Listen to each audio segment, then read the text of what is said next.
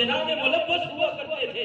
تاجدار کائنات کے غلاموں، ایک اور روایت حضرت علی المرتضیٰ شیر خدا کرم اللہ تعالی وجہ الکریم آپ فرماتے ہیں روز محشر اللہ کریم کی بارگاہ میں جب بندے حاضر ہوں گے، قاری عبد الصلاح آگے تشریف لے ہیں، ماشاءاللہ علماء کرام تشریف فرما ہوئے، اللہ کریم آپ کے استاد گرامی کا سایہ قادر قائم دائم فرمائے۔ حضرت علامہ قاری امجد صاحب دارالعلوم انوار رضا سے تشریف لائے، اللہ آپ کا بھی آنا اپنی بارگاہ میں قبول فرمائے۔ توجہ ادھر رکھیے گا، بس کچھ معروضات آپ کے گوش گزار کرنے ہیں۔ تاجدار کائنات فرماتے ہیں کہ اس رات میں ہر مومن بندے کی عمومی بخشش ہوتی ہے، 4 لوگ ایسے ہیں جن کی بخشش نہیں ہوتی۔ پہلا بدکاری کرنے والا، دوسرا شراب نوشی کرنے والا، تیسرا والدین کا گستاخ ہو، چوتھا جس کے سینے میں کینہ اور بغض اور حسد ہو۔ اور پہلے کی ہم تشریح کر رہے تھے، امام الانبیاء کے غلاموں حضرت علی المرتضیٰ فرماتے ہیں حشر کے میدان میں ایک بدبودار ہوا چلے گی، توجہ رکھیے گا، ایک بدبودار ہوا چلے گی جس سے لوگوں کے سر پھٹنے لگیں گے۔ تاجدار کائنات کے غلاموں علی المرتضیٰ شیر خدا فرماتے ہیں جب پوچھا جائے گا یہ بدبو کیسی ہے، ایک منادی ندا دے گا اور کہے گا یہ ان لوگوں کی شرمگاہوں سے بو نکل رہی ہے جو دنیا میں بدکاری کیا کرتے تھے، بروز محشر ان کی شرمگاہوں سے اللہ رب الجلال ایسی بو کو پیدا فرمائے گا جن سے اہل محشر کے سر پھٹنے لگیں گے۔ دوسرا وہ بندہ جو شراب پیتا ہے، شراب نوشی کرنے والے کی بھی اس رات کو بخشش نہیں کی جاتی ہے۔ اور تیسرا جو والدین کا گستاخ ہو، جو والدین کے ساتھ بد کلامی کرتا ہو، بد سلوکی کرتا ہو، امام الانبیاء فرماتے ہیں اس بندے کی بخشش اس رات کو نہیں کی جاتی ہے۔ اور یہ بات ذہن میں بٹھا لیجئے، میرا مالک غفور الرحیم ضرور ہے، میرا مالک گناہوں کو بخشتا ضرور ہے، معافی ضرور عطا فرماتا ہے، لیکن ہر گناہ کی سزا قیامت کو ملے گی۔ ایک والدین کے ساتھ نافرمانی کرو، میرا مالک بڑا غیور ہے، والدین کے ساتھ حسن سلوک نہ کرو گے، بد سلوکی کرو گے، اس بندے کو اس وقت تک موت نہیں آتی جب تک اس کی اولاد اس کے ساتھ ایسا نہ کر لے۔ جو والدین کا گستاخ ہو اس وقت تک موت نہیں آتی جب تک اپنا مکافات عمل نہ دیکھ لے۔ اور چوتھا حسد رکھنے والا، بغض کرنے والا، کینہ رکھنے والا، کسی سے حسد کرنے والا، امام الانبیاء کے غلاموں، حاسد جو حسد کرتا ہے، محسود جس کے ساتھ حسد کیا جاتا ہے۔ توجہ رکھیے کہ ایک ہی جملے میں اس بات کو سمیٹوں گا، حاسد حسد کرنے والا، محسود جس سے حسد کیا جاتا ہے۔ توجہ، حاسد حسد کرنے والا، محسود جس کے ساتھ حسد کیا جائے۔ امام الانبیاء فرماتے ہیں کہ اس رات کو حاصل کی بھی بخشش نہیں ہوتی، پھر بات ماننی پڑے گی کہ حسد کرنے والے کا کچھ رہتا نہیں، محسود کا جاتا کچھ نہیں ہے۔ حسد کرنے والے کا رہتا کچھ نہیں، محسود کا جاتا کچھ نہیں۔ حسد کر کے اپنی بھی تمام خوبیاں جو اللہ نے قابل صلاحیت رکھی ہوتی ہیں، بندہ دوسرے کے ساتھ حسد کرنے کی وجہ سے اور صلاحیتوں کو بھی کھو بیٹھتا ہے۔ تاجدار کائنات کے غلاموں، یہ رات بڑی عظمتوں والی، برکتوں والی رات ہے۔ آخری حدیث مبارکہ بیان کرنے جا رہا ہوں۔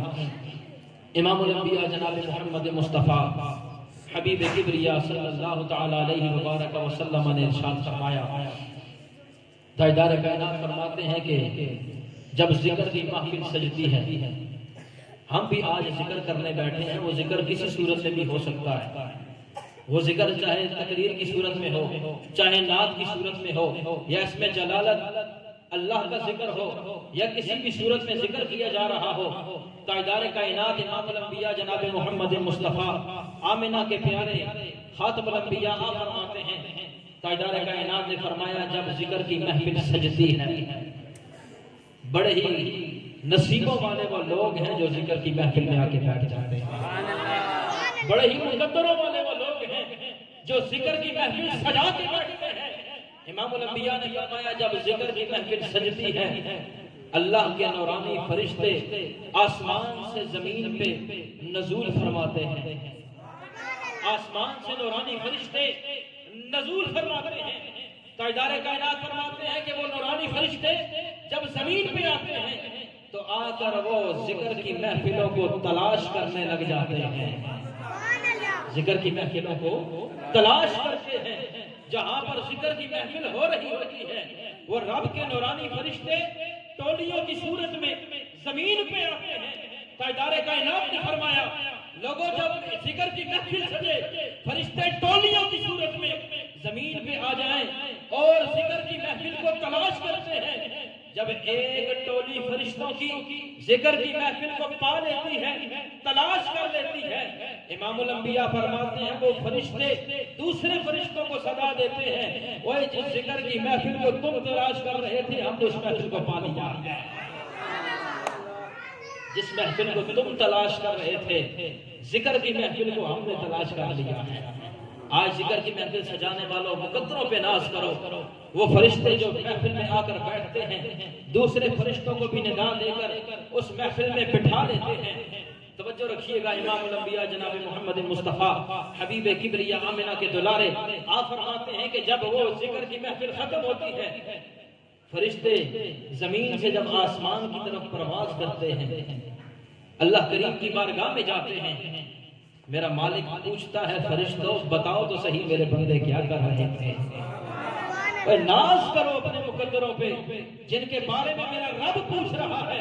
وہ رب واللہ علی کل شیء قدیر علیم بذات الصدور ہے، دلوں کے حال جانتا ہے اور سب پہ قادر ہے۔ میرا رب ہر چیز کو جاننے کے باوجود بھی یہ پوچھ رہا ہے بتاؤ مدنی ولاقیہ والی مسجد میں بیٹھ کر میرے بندے کیا کر رہے تھے؟ میرا مالک ہر کچھ جاننے کے باوجود یہ پوچھ رہا ہے بتاؤ فرشتوں میرے بندے کیا کر رہے تھے جن کے بارے میں تم نے کہا تھا تجعل فیہا من یفسد فیہا ویسفک الدماء، اے مولا تو اس کو اپنا نائب اور خلیفہ بنائے گا جو زمین میں خون ریزیاں کرے گا، فساد کرے گا۔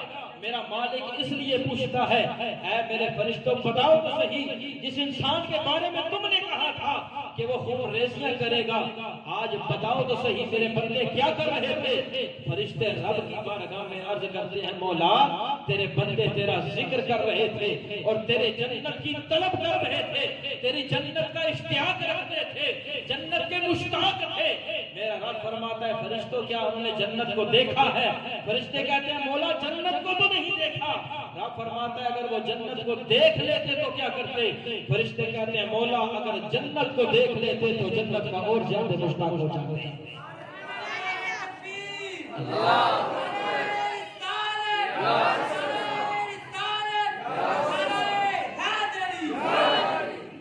فرمایا فرشتوں انہوں نے کیا جنت کو دیکھا ہے؟ فرشتے عرض کرتے ہیں مولا جنت کو بندوں نے نہیں دیکھا۔ رب فرماتا ہے اگر وہ دیکھ لیتے تو کیا کرتے؟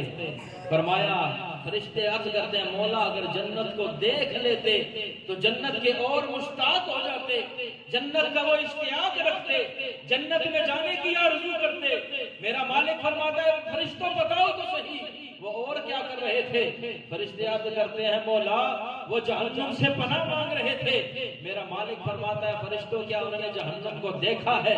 فرشتے عرض کرتے ہیں مولا جہنم کو دیکھا تو نہیں لیکن پھر بھی پناہ مانگ رہے تھے۔ میرا مالک فرماتا ہے اگر جہنم کو دیکھ لیتے پھر کیا کرتے؟ فرشتے کہتے ہیں مولا اگر وہ جہنم کو دیکھ لیتے جہنم سے اور پناہ مانگتے۔ میرا رب فرماتا ہے فرشتوں گواہ ہو جاؤ جو بندے مجھ سے جنت مانگ رہے تھے، جو بندے جہنم سے پناہ مانگ رہے تھے، گواہ ہو جاؤ میں نے اپنے بندوں کی بخشش و مغفرت کر دی۔ فرشتوں گواہ ہو جاؤ میں نے اپنے بندوں کی بخشش و مغفرت کر دی ہے۔ میرا رب پوچھتا ہے فرشتوں بتاؤ تو صحیح کہ ان بندوں میں کچھ بندے ایسے بھی تو ہوں گے جو ذکر کی غرض سے نہیں آئے تھے۔ وہ کہتے ہیں جو چنگیاں نے لڑ لگے تھے وہ بھی تریا جانا ہے، چنگیاں نے سنگت اختیار کی تھی کرو۔